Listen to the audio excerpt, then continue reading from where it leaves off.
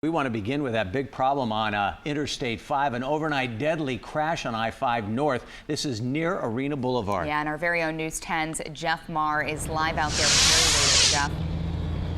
Yeah, I just got an update from CHP, and they hope to have this completely open within the hour, so before 7 a.m. That's good news for all of you northbound commuters, because this has been a real mess throughout the morning. What you're looking at here are the remains of a Toyota Corolla that was involved in this crash.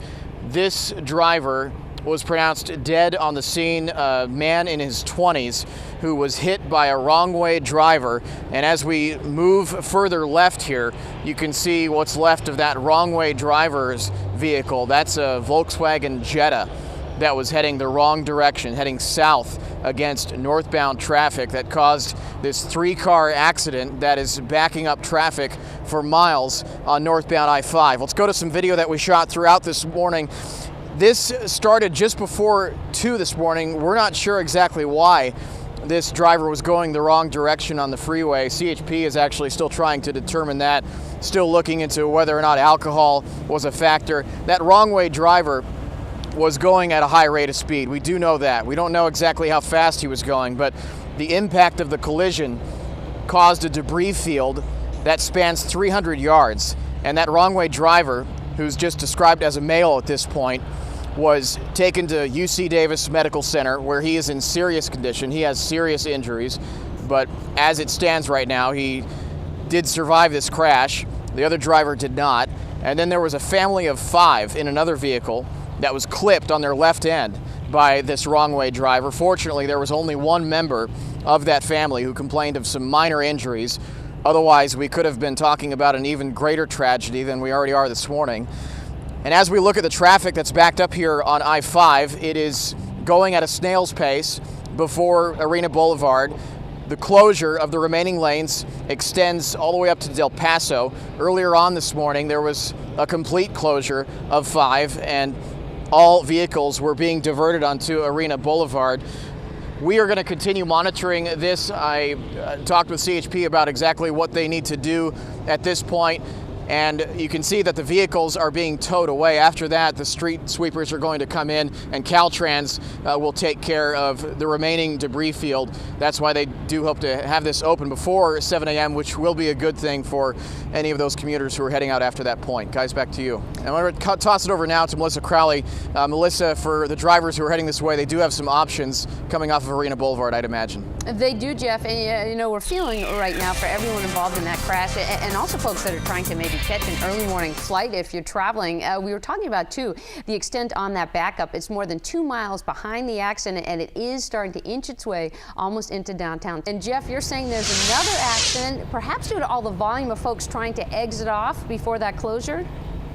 Well, it's either that or rubberneckers, people trying to look at the accident scene as they're exiting here at Arena Boulevard. This actually happened just behind us. After our last report, we heard the loud crash behind us, and that car you're seeing there, the driver is on the phone with somebody. He crashed into another pickup truck that was in front of him. They exchanged information. The other driver left, and then we have another minor accident. Those cars are actually leaving. Another car ran into one from behind. So I think what's happening here is you're having a lot of people frustrated with the traffic backup, so they're exiting Arena Boulevard, but at the same time they are trying to watch this large accident scene that's unfolding here behind us. Speaking of which, I want to go back to the accident scene real quick, because now we're getting a look at the family of 5 vehicle that was involved in this 3-car accident, that Explorer that you see on the tow truck. Fortunately, just one minor injury reported with them in this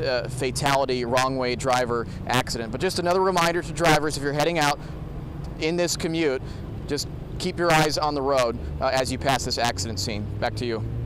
Our very own Jeff Maher was out there on scene for us all morning long. Jeff, we were just talking about the destruction of that car. It just didn't even look like a car anymore. Yeah, and when I heard that there was a family of 5 involved in this crash, it brought back bad memories for me from my last market, which was Albuquerque, 2006. A guy named Dana Pabst gets drunk during a flight, lands at the airport, gets into a car, stops at a gas station, drinks some more, goes the wrong direction down the interstate, and collides with a family of 5 in a van coming back from a soccer tournament, kills the entire family, the Gonzalez family. One teenage daughter survived. So she lost her parents, her 3 sisters, and then Dana Pabst, the guy who ended up with blood toxicity of 0.32. He was initially, but he died at the hospital. He was pronounced dead at the hospital later on. It was a crash that killed 6 people. This is the wreckage here behind me. But in this case, you know, the family of 5 in that Ford Explorer was just clipped.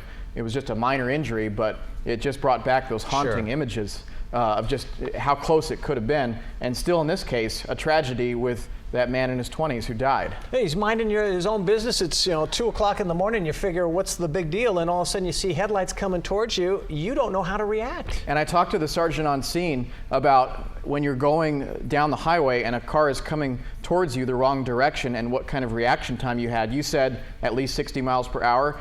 That other driver could have been going even faster. Sure. If they were going 65, you combine that to 130 miles per hour. It's similar to if you were standing on the highway and someone was driving at you 130 miles an hour, how much time would you have to react? Not and the much. worst part is you don't know what to do. Do you pull over to the shoulder? What do you do? Because you want to get out of the way.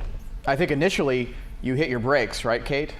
I get, I was going to say, who knows if this driver, the suspect, was swerving around on the road. The victim may have been trying to get out of the way. I don't know if there's a lot you can do other than pray that that never happens to you or someone you know. And we had heard reports that this driver was actually trying to hit other vehicles, but CHP has not confirmed that yet. Man, well, rough morning for a lot of people out there, and our hearts go out to the family of the victims. Thanks, Jeff. Certainly.